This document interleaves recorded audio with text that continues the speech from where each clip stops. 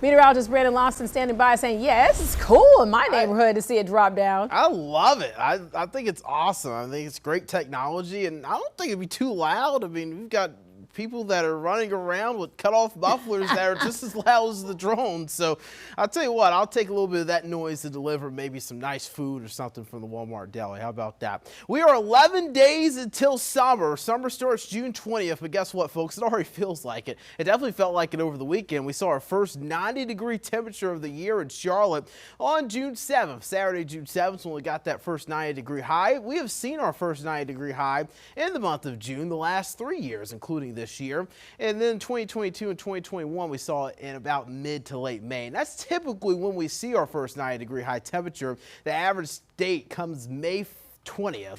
So we're a little behind schedule on that, but we're going to, I guess, pay for it a little bit this week. We've got upper 80s today, possibly some low 90s. I wouldn't be shocked if we get the low 90s in Charlotte. And then Thursday through Sunday, I've got a stretch of low 90s. Could even be a potential heat wave taking shape here as we head towards the weekend. And we're going to have the humidity combined with that. I do think we'll get a little bit of a relief for the humidity on Wednesday. And then Thursday and Friday, the humidity is going to go back up again. So we're going to have to deal with the humidity and also shower and thunderstorm chances through the week here. Now, here's a look at satellite radar. Notice we've got a cold front back to the west. We've got this little complex, this decaying complex of storms that went through Texas last night. It's going to be moving to the northeast towards us. So we've got two things kind of working against us when it comes down to the chance of strong to severe storms tonight.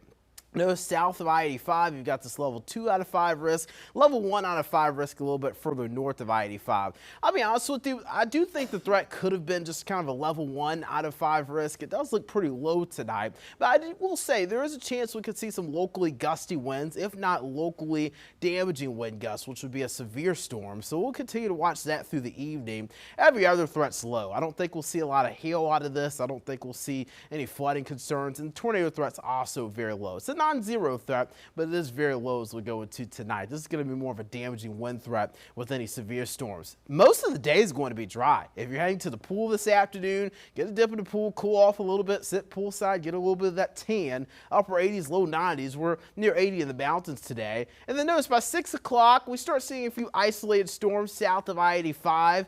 And then as we go into about the 9 o'clock hour, notice how we're starting to deal with a little bit more widespread rain and thunderstorm activity. Even midnight tonight, we're still going to be tracking some storms, and some of them could be on the stronger side.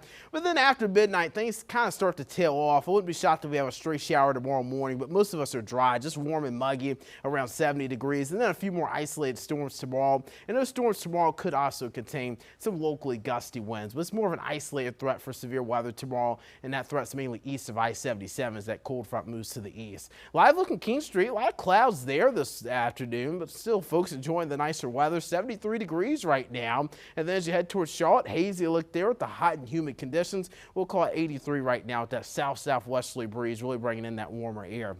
Unexpected highs in the mid to upper 80s this afternoon, if not low 90s. It's going to be close. We'll call it mid 80s tomorrow. A little cooler behind that front, but still an isolated storm chance. It's hot and humid for Wednesday. A little bit of a decrease in the humidity, but we'll increase it again for the latter half of the week and into the weekend with weekend scattered storms on the horizon and a stretch of low 90s through the weekend. Queen City News Plus. Just search Queen City News on your smart TV's app store.